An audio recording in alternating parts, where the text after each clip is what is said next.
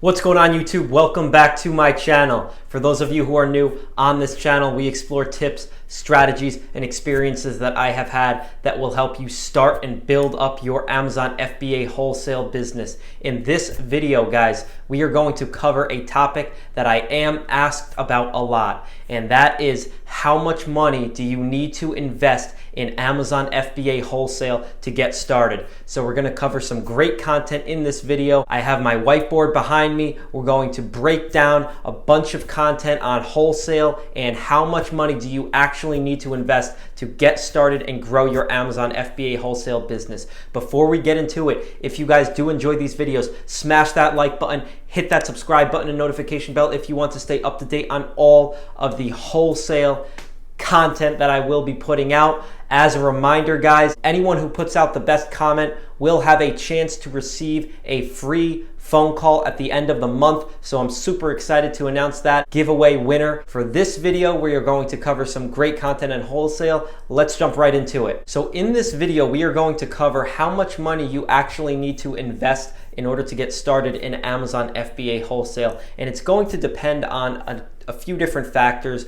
The main one being your capital position and your risk tolerance, essentially, is what it boils down to. One thing you guys have to understand about wholesale is that it's an upfront investment type business. So that means we have to order our product in advance from our supplier, and then we turn around and sell it on Amazon. So it's going to require a higher cost upfront, and then we start to sell through our inventory, as opposed to, say, a retail arbitrage model where we're buying from in-store and then flipping the product on Amazon right then and there, and you might get the sale within the first couple days. In wholesale, the nature of the business is that we're buying in bulk at lower prices and turning it around for a profit on Amazon. One thing that's really important to understand in wholesale is that cash flow is extremely important. So we want to stay to quick turnaround times, and what that means is that I want to sell through my entire inventory in ideally less than 45 days.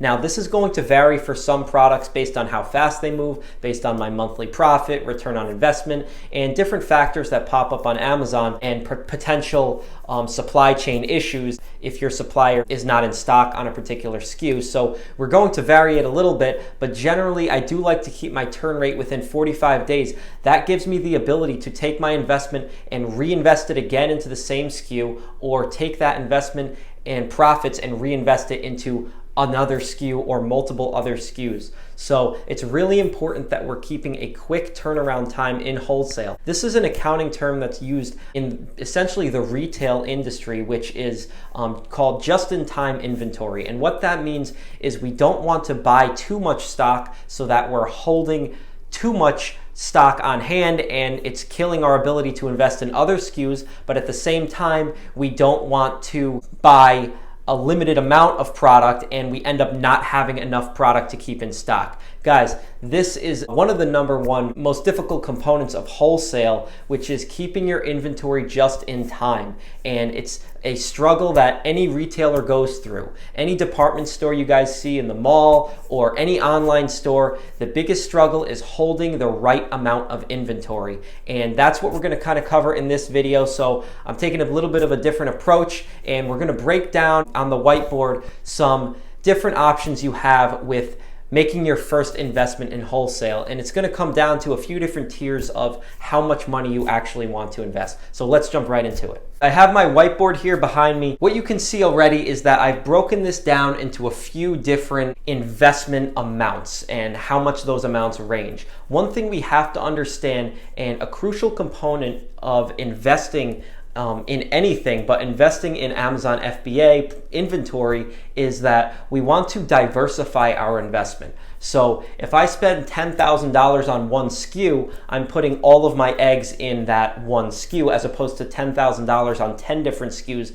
Then essentially I'm spending $1,000 on each of those SKUs. So that mitigates a lot of risk. However, if the numbers are there and velocity permits, you can invest $10,000 in one SKU. So right here on the whiteboard, what we're seeing is the first amount, which is any amount that's under $1,000. So anything that's under $1,000 is very low risk in my opinion. Under $1,000, we're looking probably at a test order. We just want to test the market.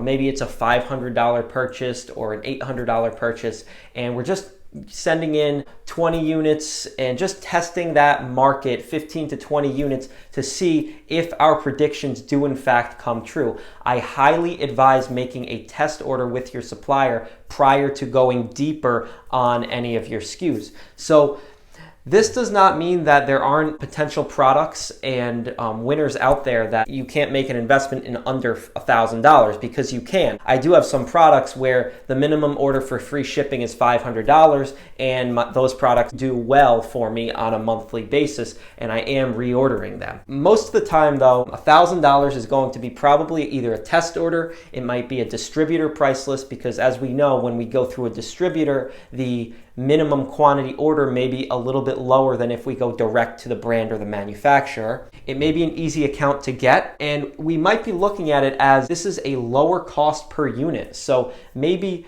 it only costs me $2 a unit. In that case, I have the ability to buy 500 units in this price tier. Either that, or it may be a lower velocity product. So if the product is a bit more expensive, maybe I'm only buying 10 units and testing that market. It's all relative based on a few things, one of them being your capital position, and it's relative to the cost and velocity of the product, because a product can cost you $150 to buy, but maybe you're selling it for $300. You're marking it up double from what you're buying it for. So that's one thing we have to look at, guys, is everything's relative, and the cost of the product is going to vary as the quantity of the product goes up. Another tier we're looking at is anywhere from $1,000 to $5,000. This is what I like to call a solid investment. Maybe you're making this investment into 2 or 3 different SKUs, and anything in this range is going to be a very solid investment. Still looking at that 45-day turnaround time, so it's all relative based on what turn rate you want to take. Maybe you're comfortable with waiting on a product for 3 months or so. Personally, I'm looking at something that is going to move a little bit faster so that I can take my cash back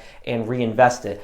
This is actually a problem that I had in my business that I do want to touch on for a moment, guys, and that is previously I was focusing more on my bottom line profit as opposed to my cash flow and getting back my investment quicker. I've transitioned my business over to focusing more on how fast I can move the product and how quick I can get back my money and then some to take my money and reinvest it into another product. This is really key, because what's on your income statement, your profit, may not be indicative of what you actually have in the bank in cash. That's why cash flow is absolutely critical in any inventory-based business. Next tier we might be looking at is anything from the $5,000 to $10,000 range.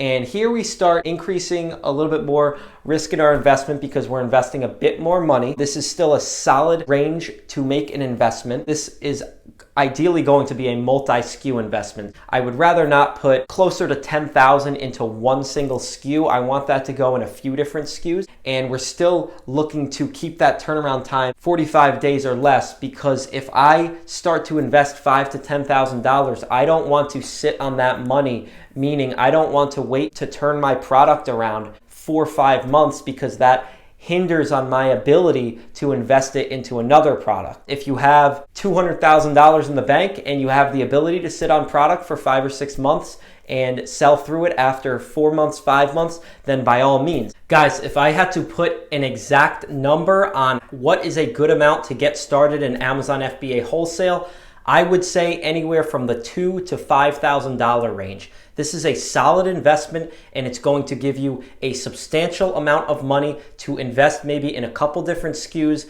and it's going to solidify you maybe 1 or 2 accounts as you're getting started in wholesale. If you have less than $1,000, that you still can start in wholesale with less than $1,000. You're just going to have to be a bit more selective with the accounts that you take on and the products that you invest in.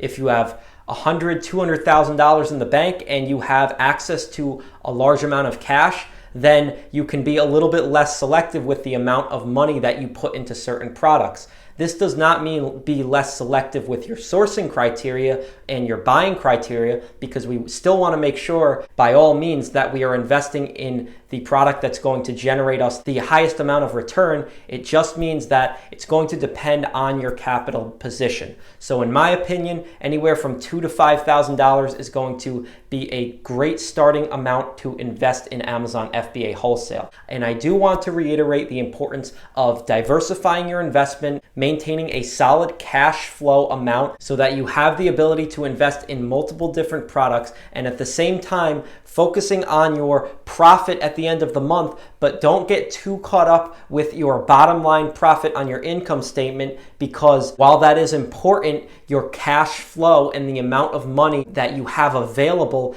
is just as if not more important than what your books are showing for your profit. So keep that in mind, guys, as you endeavor into wholesale and make new investments. Before we close out the video, I just want to remind you guys that I will be giving away a free 1-hour phone call in my next video for the end of the month to anyone who puts out a comment on any of my videos. So I'm super pumped for that. If you guys enjoyed this video, smash that like button, hit that subscribe button and notification bell if you want to stay up to date on all of the wholesale content that I will be putting out. Thank you guys so much for watching. I hope this video helped you guys understand the right amount of money to get started in Amazon FBA Wholesale. Stay safe, stay healthy, and we will see you next time.